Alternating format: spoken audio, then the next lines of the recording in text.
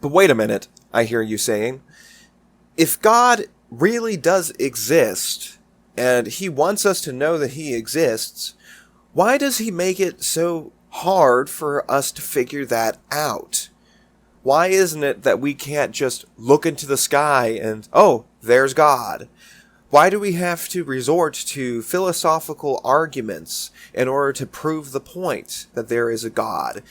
If God really cared about us, wouldn't he make it stupidly obvious that he exists? If you've ever had this concern, you're certainly not alone.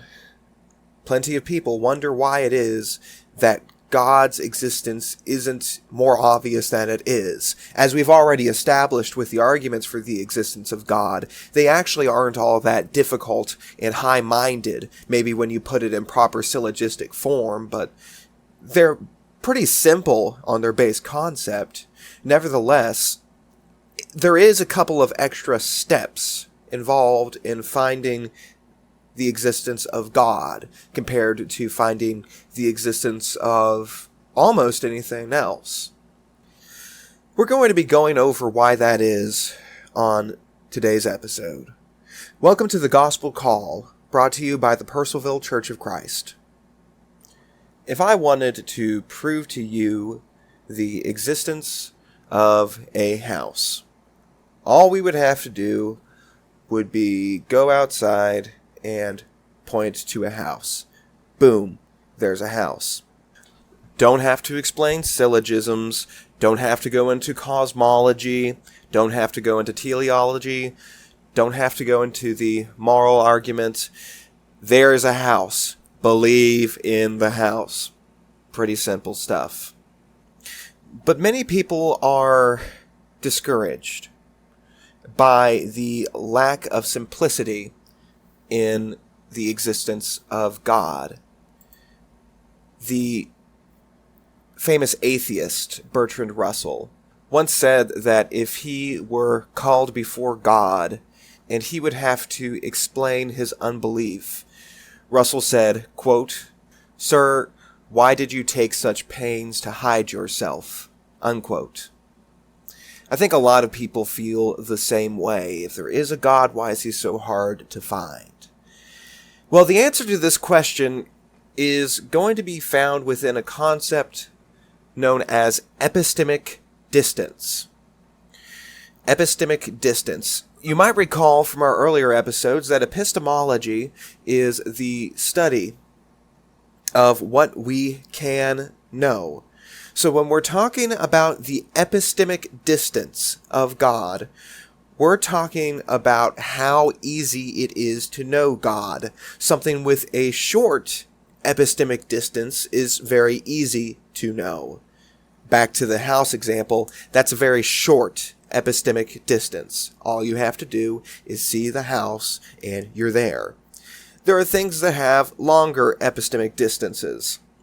Take the wind, for example. That has a slightly longer epistemic distance than a house. We can't actually see the wind, but we can feel it and we can see how it affects other things, and so we know it must be there. So although that's still a relatively short epistemic distance, it's a little bit longer. The existence of God is a much longer epistemic distance than the wind. So why did God choose the epistemic distance that he did?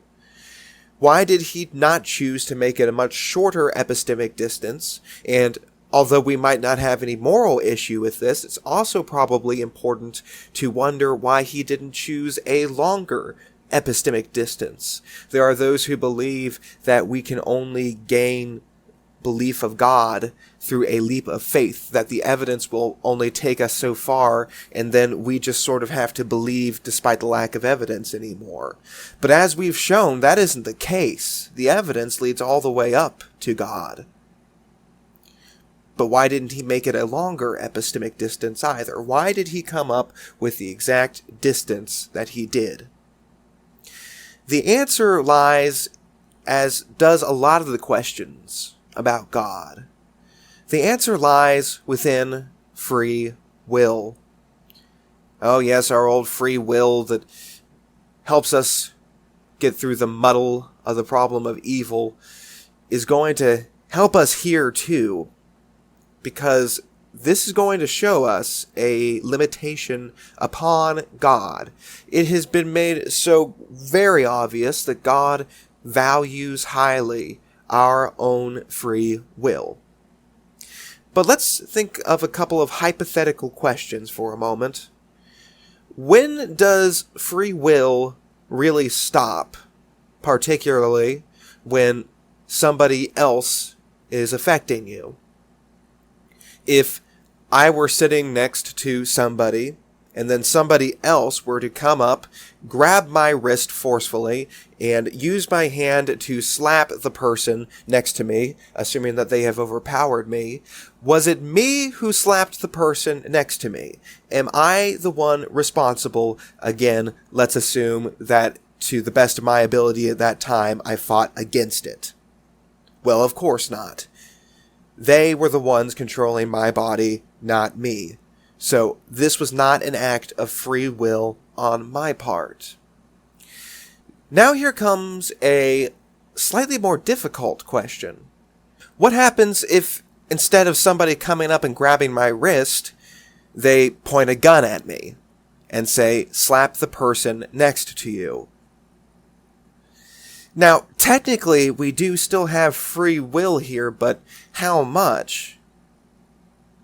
I think most people are going to say that although you normally would not be morally justified in slapping someone next to you, if it's either slapping them or getting shot, the morally right thing is probably going to be to slap them. I mean, it stinks that they get slapped, but come on, versus getting shot?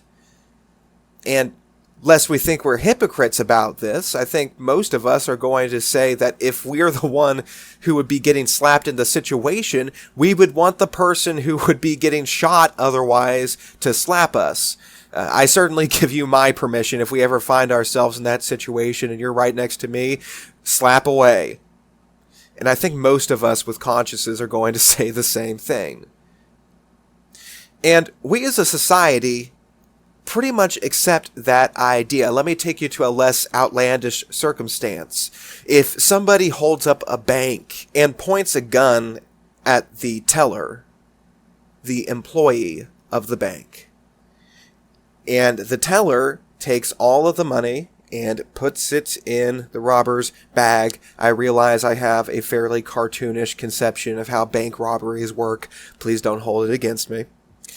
If that happens, do we prosecute the bank teller?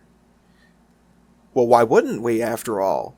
They took money from the bank. They were employees of the bank, and they took money from the bank, and they gave it to somebody who it did not belong to. Isn't that stealing? But we recognize that the teller was under duress at the time, and he or she was not responsible for that action. They were just preserving their own life. The real responsible party for the action was actually the bank robber. So we have a recognition of how duress can cause somebody to act in a manner which they normally would not. A teller can go their entire life, they can have a lifetime career in the bank and never once even be tempted to steal some of the money, but then on that day give the money, and it's not their fault. Now, something else we'd have to consider is, can somebody do good by duress? And the answer is also yes. I suppose we can look to the example of A Christmas Carol, the book by Charles Dickens. Ebenezer Scrooge ends up being a good person by the end of it, but was he really a good person because he had a change of heart?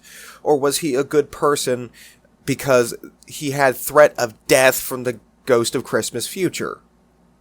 Admittedly, in that case, it might be a little of both, but you get the point, don't you? Let's go back to our guy with the gun example, just because those are always so fun.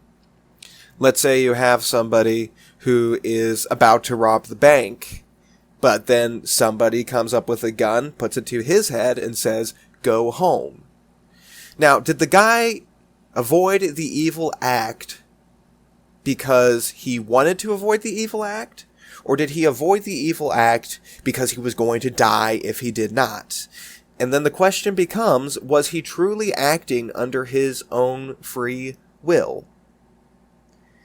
And if we're going to say that the bank teller from before was not truly acting under his or her free will, then our bank robber under this situation is not truly acting under his free will. So what does this have to do with God? Well, God has more power than a gun ever could. And if God were so incredibly obvious that all we had to do was look up to the sky and see him looking back down on us, he would soon become that guy with the gun.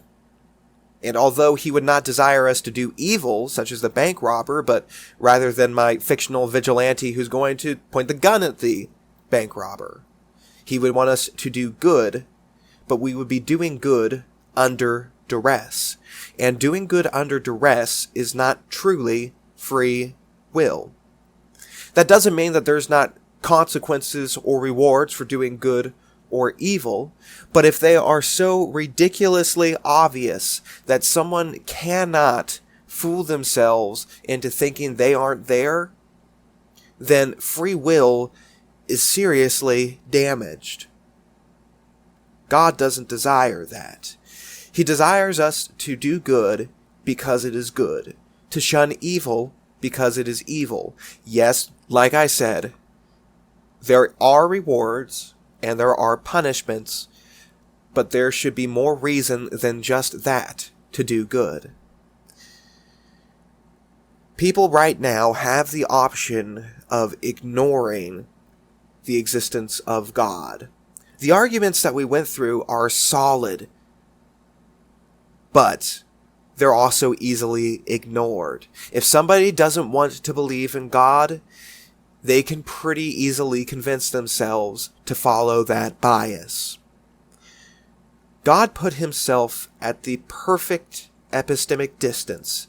He didn't put himself so incredibly close that we lose free will, but he didn't put himself so far away that those with truly open hearts couldn't find his existence. So he puts himself at this perfect epistemic distance.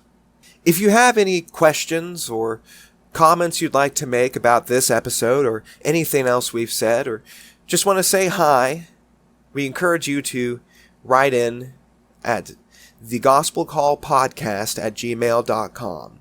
That's thegospelcallpodcast, all one word, @gmail.com. This is going to conclude our little unit here on the existence of God. But we're still going to be dealing with philosophical concepts regarding God when we move on to our next topic of study, being the inspiration of the Bible. For the Percival Church of Christ, I'm DJ Kessinger. Thank you so much for listening.